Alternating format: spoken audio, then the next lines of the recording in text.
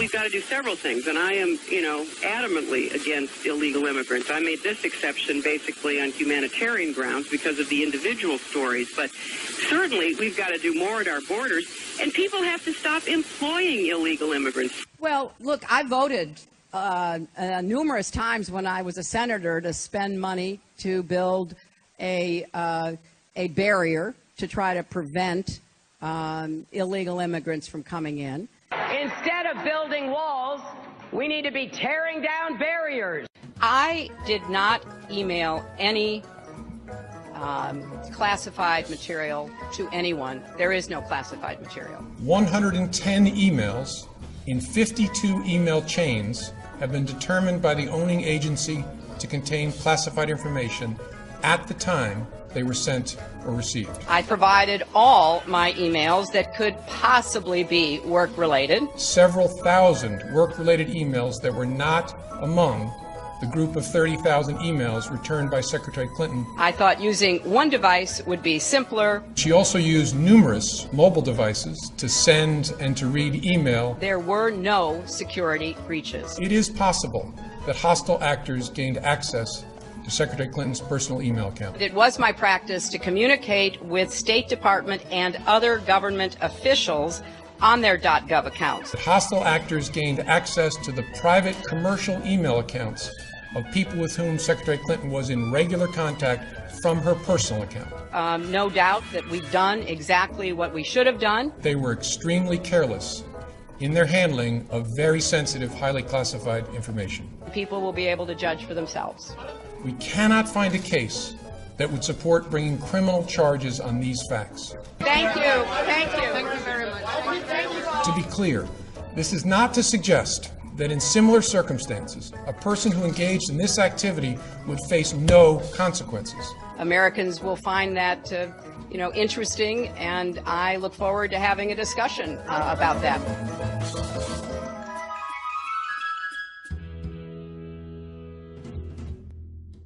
You were against same-sex marriage, now you're for it. You defended President Obama's immigration policies, now you say they're too harsh. You supported his trade deal dozens of times. You even called it the gold standard. Now, suddenly last week, you're against it. Will you say anything to get elected? Well, actually, I have been very consistent over the course of my entire life. I have always fought for the same values and principles. Do you think New York State should recognize gay marriage? No. No. Okay. I believe that marriage is not just a bond, but a sacred bond between a man and a woman. I have not supported same-sex marriage. I have supported civil partnerships and contractual relationships. I support marriage for lesbian and gay couples. I support it personally and as a matter of policy and law. Just in July, New Hampshire, you told a crowd you, quote, take a backseat to no one when it comes to progressive values. I take a backseat to no one when you look at my record and standing up and fighting for progressive values. Last month in Ohio, you said you plead guilty to, quote, being kind of moderate and center. Do you change your political identity based on who you're talking to? No, I think that like most people that I know, I have a range of views, but they are rooted in my values and my experience. I get accused of being kind of moderate and center. I plead guilty. Just for the record, are you a progressive or are you a moderate? I'm a progressive. I support the Second Amendment. I don't want your guns. So for the federal government to be having any kind of, blanket rules that they're going to try to impose, I think doesn't make sense. Senator, And when it comes to guns, we have just too many guns on the streets, in our homes, in our neighborhoods. We've got to go after this. And here again, the Supreme Court is wrong on the Second Amendment. And I am going to make that case every chance I get. So I will need your help on that. Several communities have done gun buyback programs. But I think it would be worth considering doing it on the national level. But certainly the Australian example is worth looking at. Will you say anything to get elected? Going through the emails, there were over 60,000 in total sent and received. About half were work-related and went to the State Department. And About half were personal, that were not in any way related to my work. When you speak to the public, you say, I turned over everything. That's, for the most part, a direct quote. When you talk to the public, you say, I turned over everything. 90 to 95% of my work-related emails were in the state system. If they wanted to see them, they would certainly have been able to do so. You know what? That is maybe the 10th time you have cited that figure today. It is. And I have not heard anyone other than you ever cite that figure. Who told you that 90 to 95% of your emails were in the State Department system? Who told you that? We learned that from the State Department in their analysis of the emails that were already on the system. The Inspector General report found that less than 1% of State Department emails, record emails, were captured. So they give a number of less than 1%, and you give a number of 90%. This pile represents the emails that you sent or received about Libya in 2011, from February through December of 2011.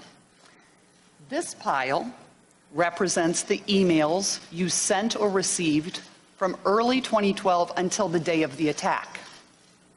There are 795 emails in this pile. We've counted them.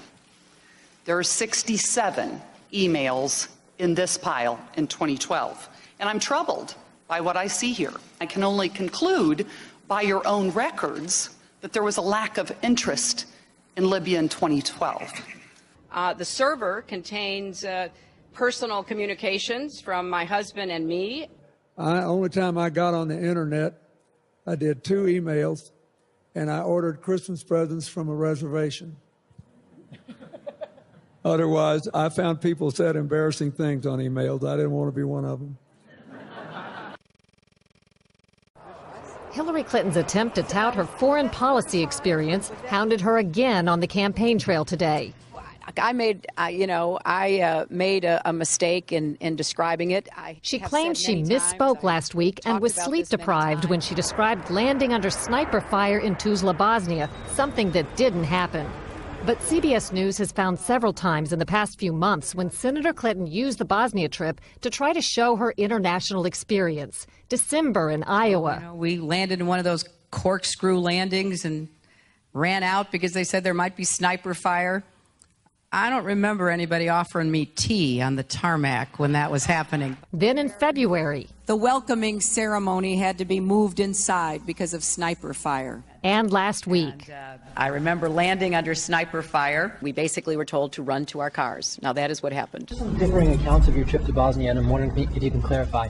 I know you recall, ducking under sniper fire, and Sinbad in his account, who was on the trip, he said that the most dangerous part was remembering where he was going to eat next. He's a comedian, Jeff. He's a comedian. So you actually recall, hearing gunfire, and were you when we were flying into Bosnia, we came in a evasive maneuver. There was no greeting ceremony, and we basically were told to run to our cars. Now that is what happened. After CBS News video showed what really happened when she landed and greeted officials, Senator Clinton maintained there were risks, but explained to the Philadelphia Daily News why she was seen on the Bosnian tarmac greeting a young child if it was really so dangerous. It was one of the highlights of President Clinton's first term, passage of the North American Free Trade Agreement, also known as NAFTA. Critics blame NAFTA for the loss of manufacturing jobs in industrial states, including Ohio and Pennsylvania. Hillary Clinton helped get NAFTA approved. She held at least 5 meetings to strategize about how to win congressional approval. She helped the White House block opposition from labor and environmental groups, and she was the featured speaker at a crucial meeting. Participants in that event said, quote, her remarks were totally pro-NAFTA. There was no equivocation for her support for NAFTA at the time. So there's only one server? Is that what you're telling me? And it's the one server that the FBI has? The FBI has the server that was used during the tenure of my State Department service. Okay. In your statement, you said which was protected by the Secret Service. Why did you mention the Secret Service? Here's what I'm thinking. Could a Secret Service agent standing at the back door of your house protect someone in Russia or China from hacking into your system? Why did you mention the Secret Service agent? Did Hillary Clinton lie under oath? Not to the FBI, not in a case we're working. Did you review the documents where Congressman Jim Jordan asked her specifically, and she said, quote, "There was nothing marked classified on my emails, either sent or received," end quote? I don't remember reviewing that particular testimony. I'm aware of that being said, though. Did the FBI investigate her statements under oath on this topic? Not to my knowledge. I don't think there's been a referral from Congress. Do you need a referral from Congress to investigate her statements under oath? Sure do. You'll have one. You'll have one in the next few hours. 17,500 emails that she lied about turning over. The server wiped. Within weeks of there being a report that she had a private server, it was wiped. She thought that C, which stands for classified, stood for cookie or something, which stands for classified. She thought that drone strikes are not classified. She said that the reason she used this private server is for convenience, and that she only had one device. She used 13 BlackBerries, let me finish, and 5 iPads. This is somebody who is absolutely disqualified from becoming president. They destroyed BlackBerries with hammers in the State Department. That's not what we won the presidency. Actually, and by the way, Evan, hold on. Can you fact check that? Hang on, Perez. Hammers, fact check that for me, please, on the fly.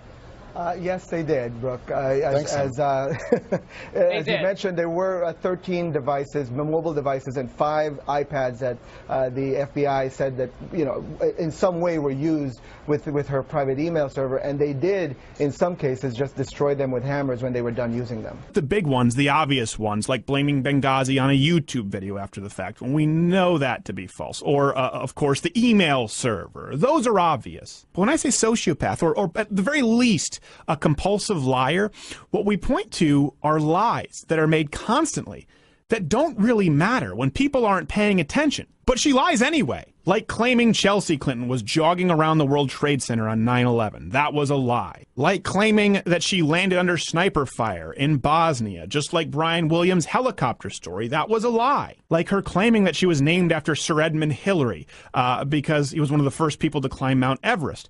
That's a lie. Edmund Hillary did not climb Mount Everest until Hillary Clinton was 6 years old. So either she has a DeLorean or she's a compulsive liar. 12-year-old girl raped in Arkansas. Hillary Clinton, who was recorded on audio tape, acknowledged that she was aware of her client's guilt and is even quoted as saying, "He took a lie detector test. I had him take a polygraph, which he passed," which forever destroyed my faith in polygraphs.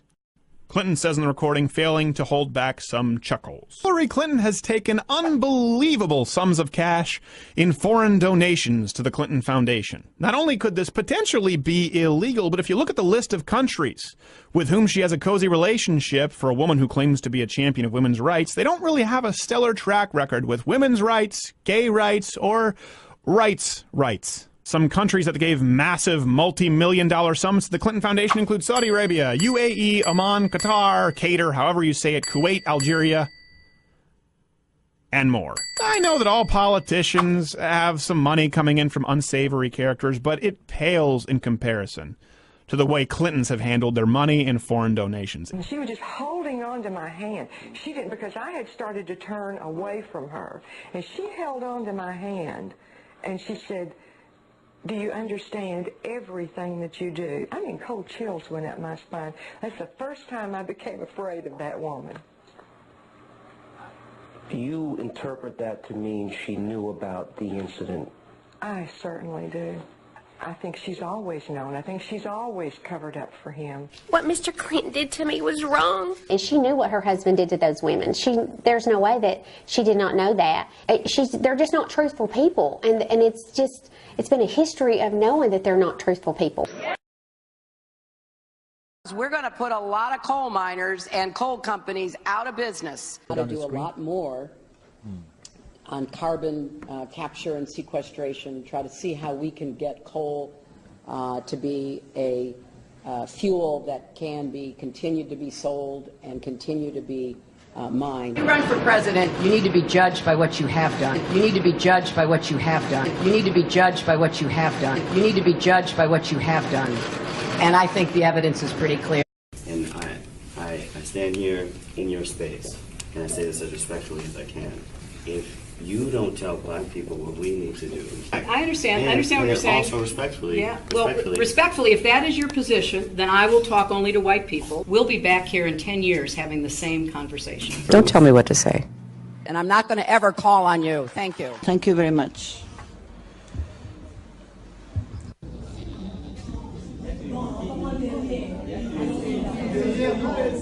Wait, you want me to tell you what my husband thinks? My husband is not the Secretary of State. I am. So you ask my opinion, I will tell you my opinion. I'm not going to be channeling my husband. I suppose I could have stayed home and baked cookies and had teas, but what I decided to do was to fulfill my profession, which I entered before my husband was in public life. Will you act on your words and reject fossil fuel money in the future in your campaign? I do not. I have money from people who work for fossil fuel companies. I am so sick of the Sanders campaign lying about me. I'm sick of it. And I will fight back against so-called right to work. Right to work is wrong for workers and wrong for America. Now, having said all this, why aren't I 50 points ahead, you might ask? Well, the choice for working families has never been clearer. I need your help to get Donald Trump's record out to everybody. Nobody should be fooled. So shame on you, Barack Obama. It is time you ran a campaign consistent with your messages in public. That's what I expect from you. Meet me in Ohio. Let's have a debate about your tactics and your behavior in this campaign. I am sick and tired of the negative, dark, divisive, dangerous vision and behavior of people who support Donald Trump.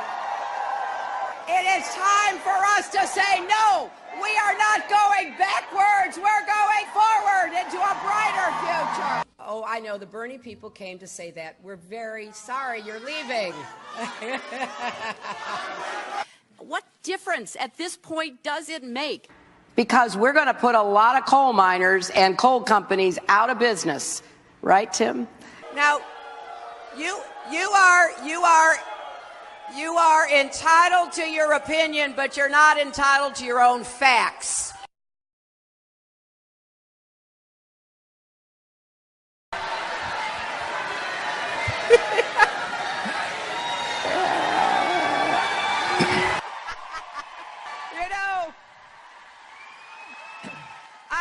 I do hope somebody follows that gentleman out and stages an intervention. Well, first of all, stage an intervention. They are not just gangs of kids anymore. They are often the kinds of kids that are called super predators. No conscience, no empathy. We can talk about why they ended up that way, but first we have to bring them to heel.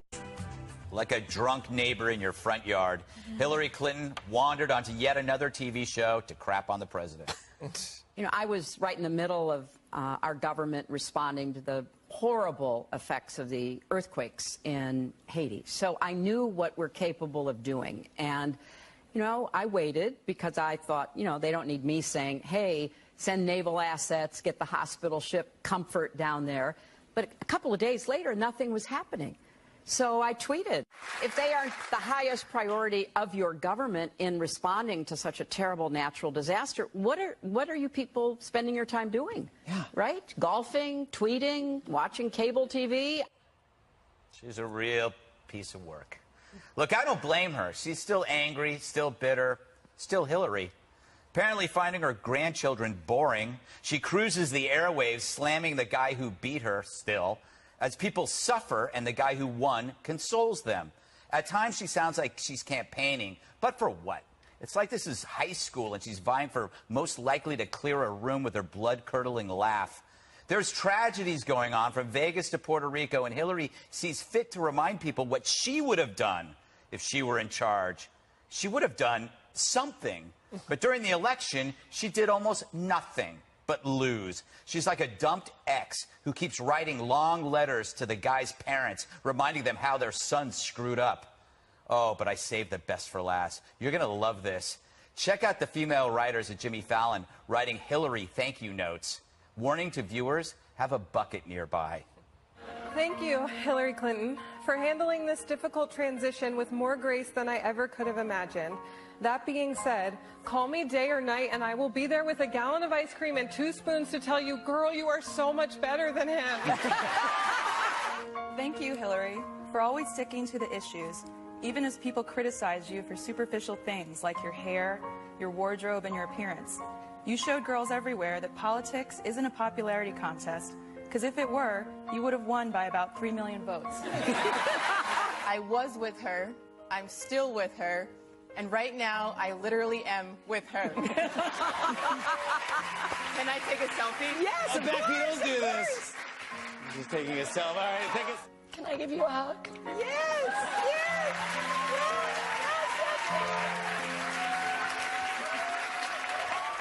That is amazing. They're treating her like a lonely friend who lost one of her 6 cats. No, that's not Joan of Arc, not even Joan Crawford. It's Hillary Clinton, the reason why we have Donald Trump. And the more that we see of her, the more reassured Americans are that they made the right choice. So, Hillary, there's the door. To quote Sam Malone of Cheers, you don't have to go home, but you can't stay here. All right, Dana, there has to be something better for her to do. But I have to say, you've written several books. You've done book tours. Have you ever seen anything like this? No. I mean, even our former Not for colleagues. me. I've never seen anything like this. This is the longest book tour in the world. Yes, exactly. On every night and getting all this attention. I don't know. Jesse, those letters kind of show you the mindset of those who work in TV, comedy, and entertainment. It's kind of cute. I mean, it was cute and sad and cute and sad. Gutfeld, I don't even want to say anything about this. I mean, I'm going to get in trouble if I say what I really think about that. They didn't read your letter on the air. That was really... that one got lost That was in the mail. embarrassing. That was humiliating, and they should be mad at Hillary because she blew it and should have beaten Donald Trump. First of all, Hillary's not only crooked, she's a liar.